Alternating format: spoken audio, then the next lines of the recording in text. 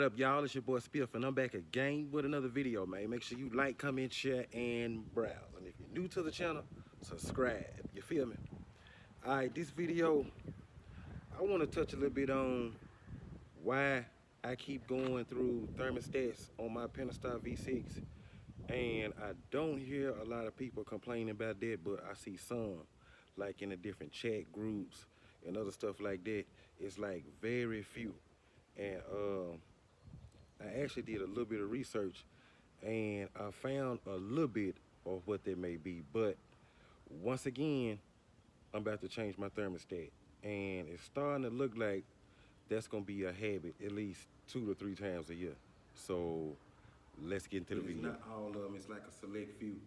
And after doing some research, what I come to find out is anytime you mass produce something, you building something on a mass production level, you're gonna have up these pop-up out the blue issues that you can't really explain because you mass producing something.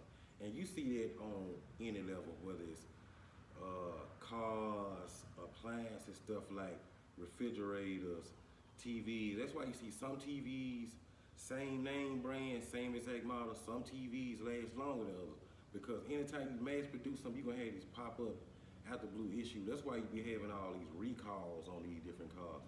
And I wish Dodge would look at that and possibly do a recall, because I believe it's something simple. Whatever it is, it's gotta be simple.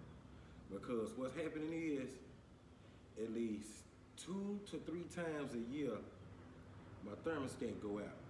Now, has it been a major problem? No. Can it be a major problem? Yeah. Because if your car overheat, of course your engine is gonna blow. So, and that ain't no good, because after that your engine done. But I haven't had the issue yet, and what's going on is when my thermostat go out, it's like it's stuck halfway open. And how a thermostat work is when it's letting in fluid, when it gets hot, the thermostat open up and it let the fluid in. And as the car cool off, it kind of shut off, it closes back up a little bit. Well, mine, it don't, when it go out, it's going like, it's stuck in like halfway open, halfway closed. Because like, if I'm sitting there, it might try to overheat a little bit. Well, not overheat, it'll probably like rise above half, just a little bit. Or if I'm getting to a high rate of speed pretty quick, like I'm getting on the interstate or something, it'll rise up a little bit then too. So, but it'll never rise all the way up and go to heat, which leads me to believe that it's still open some kind of way. Otherwise, all that stuff, the overflow tank will overflow, all that stuff will boil up out of there, evaporate, and now you got a problem. So, yeah, so thank God for that, that it's not going out at the closed position. And it seems like that's the issue with everybody. Nobody's is going out in the complete closed position.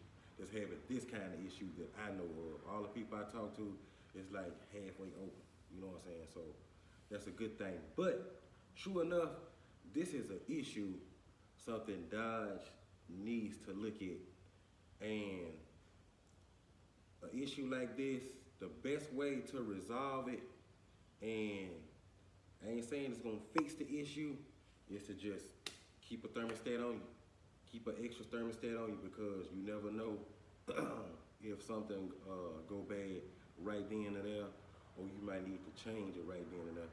But usually you good. As long as you constantly moving, or you're not really trying to race or doing, like, I ain't trying to do no burnouts or nothing like this since they've been going on. I would not recommend it. Because you're gonna go and blow your stuff, and like, long as I keep fluid in there, it ain't gonna overheat. But if it's doing it and ain't no fluid in there, guess what's happening? It's gonna overheat. So keep that in mind.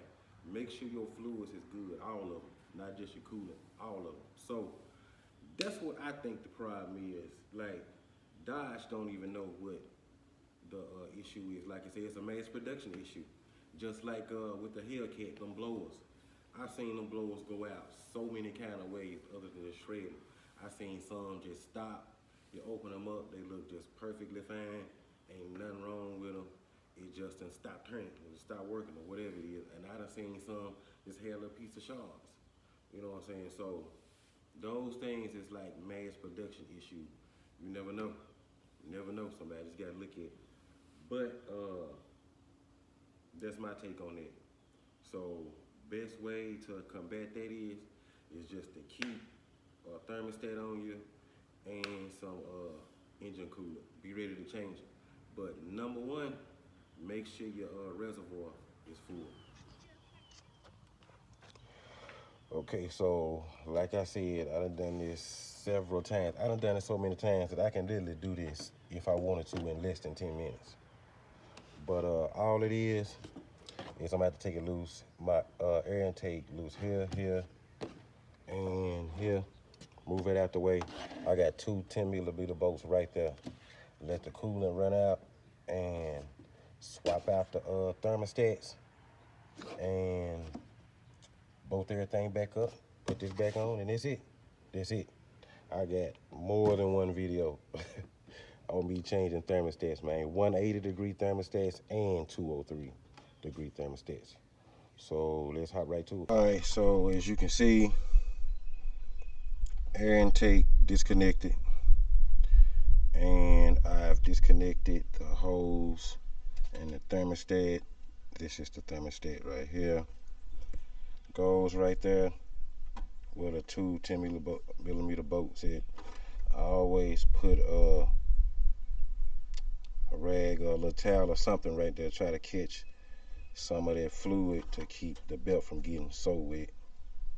But really kind of hard to avoid that. But I did put a pan down there to keep them from getting on the ground, so try not to be too messy. But yeah, that's it. Like I said, this can be done in 10 minutes. Just disconnect, air intake, and them two 10mm bolts. And I don't know if y'all seen me change out the 180 versus the 203. Whenever I change out the 203, I change out this whole thing, the housing. But whenever I change the 180, I leave the housing and just swap out the thermostat itself, because those 180s don't ever come with a housing. They always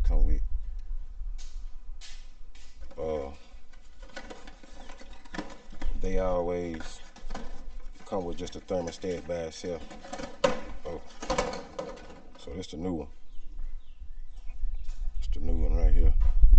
So all I do is pull that one out, slap this one in, and do everything right back in reverse. Put the 10mm bolts back on, hook the air intake back up, and then start the car, refill the reservoir. We need to bleed it, and that'll be it. So let's go from there. Alright, I got the new one on. It wasn't nothing but pry that back with some pliers. That right there. Slide the old one out, slide that one in. Something I wanted to mention to y'all. Before you always put your new one on, make sure you ain't got nothing, no debris, shreds or shards or anything in there like that, because that won't be good. So I always check that, because I found a little piece of plastic in there one time, and I was watching a video of another YouTuber. He opened his up and he done found a hole. It was like, looked like half of the back of a screw or something had broke off in there. So yeah, make sure you always check and make sure ain't nothing in there. Alright, so removal and install of the thermostat is complete. All left to do now is we gotta bleed it. And if you don't know what bleeding is, once you start the car up, you want to let out all the air, because what's gonna happen is, if you don't, all that hot air circling around in there, it's gonna cause the car to want to overheat anyway. And a lot of people be confused after they done put on a new thermostat and the car still overheat. It's probably because you didn't bleed it. And all they do is just let the air out. So that's gonna be the next move. And go ahead and open this up. And I don't never just get the standard or general anything when it comes to my car. I always get what is recommended for my car. I don't ever get the AutoZone brand. I don't ever get the store brand. I always get what I'm supposed to. Got that open and ready to go, just in case I need some.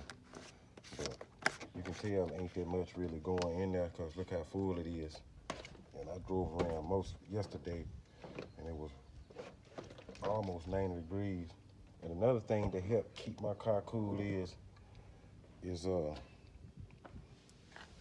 believe it or not, when I pushed out this hole, this is an advantage, believe it or not. You wouldn't think so, but I can tell the difference when I pushed it out. It's like even when my car tries to overheat, them numbers come back down real quick, and I think that right there got something to do with it. And this side open too because of my intake. But yeah, so I'm about to start the car and bleed it, and we gonna watch and see when this thermostat gonna kick in. Is it gonna kick in exactly 203? Sometimes it kick in around 205, 207, around 209, something like that, but we finna see. The temp is at 141 now. So once that hit around 203 or so, thermostat should kick in.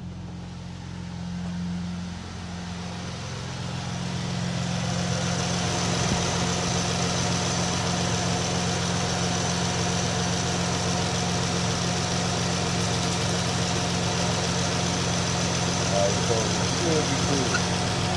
It's coming out like that.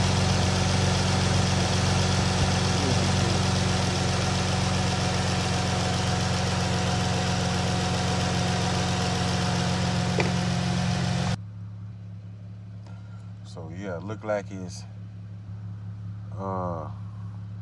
usually, I guess on the average temperature day, it'll kick in about 209, 210, but it's a little warmer today, so look like it's kicking in a little later.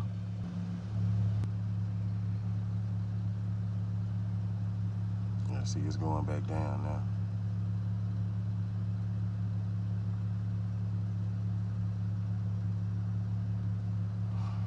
Yeah. Best way to tell is to go for a drive. We're gonna drive it. 212. That's why I gotta get me 180 degrees. I don't like these 203.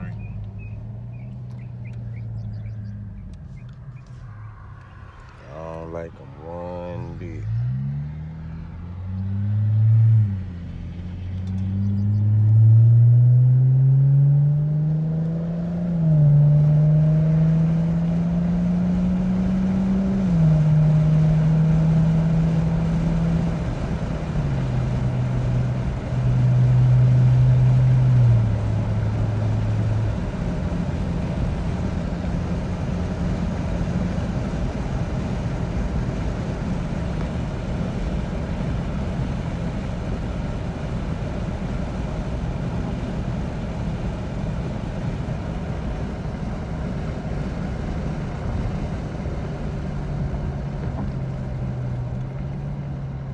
So it's working for the most part. It's working for the most part. Just on a hot day like this about the most you're gonna get out of 203 thermostat. And now that I really paid attention, okay, good. It's dropped down to 210. So yeah, we good. Yeah, so we back in there. Like swimwear. Man, y'all subscribe to the channel. And hit the like button. We ran into a little issue right there, but as you know, as always, your boy Spiff gonna come through. So, just like that issue I had, seemed like it kept wanting to get a little hotter and hotter than what it usually do. First thing I went and did was check the hoses, and I checked to see if it needed to be bleeded some more. The hose was leaking a little bit. Got it back on there, fitting snug, tightened it back up, bladed a little bit more, and we was in there. So, remember that. So if you're changing your thermostat and it's still overheating, check them hoses and try to bleed it. That's the main thing that's gonna continue to overheat up. If that don't fix it, then you might want to check something else, you know what I'm saying, or take it for a drive, and after that don't work. Because sometimes I feel like I might need to go and change that water pump. What y'all think? Because my car over 100,000 miles right now. Should I go and change the water pump since I'm having all these back and forth cooling issues? Because like I said, the car is at 100,000 miles, or is it one of those things where if it ain't broke, don't fix it? But see, here's the thing about that motto. When it break, where am I be at? How often do your car break at home? Not often. So That's the thing about the if it ain't broke, don't fix it motto. So I don't know. I'm thinking about going on swapping that out, putting a fresh one on there because it's got over 100,000 miles on it. But I don't know. We might go by the don't if it ain't broke, don't fix it motto. So for right now, that's what we're gonna go with.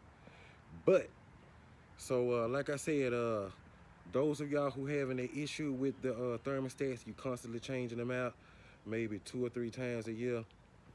You know what I'm saying? It ain't real no big issue. Just don't let your car overheat. Keep that coolant reservoir full, and when that thing go out, usually it be like half open. So you should be good if you keep your reservoir full until you're able to get you another one. But like I said, I'm gonna order me a 180 because I don't like that 203.